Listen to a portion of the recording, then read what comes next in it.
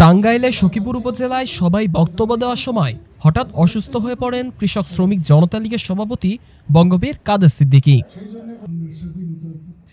শনিবার দুপুরে উপজেলার খান মার্কেটে কৃষক শ্রমিক জনতা লীগের বর্ধিত সভায় বক্তব্য দেওয়ার সময় এই ঘটনা ঘটে।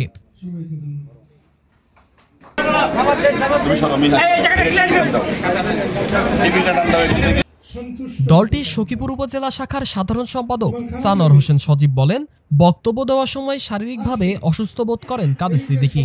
কিছুক্ষণ পরে তিনি বক্তব্য শেষ করেন। পরে তাকে সখীপুরে নিজ বাসায় নেওয়া হয়।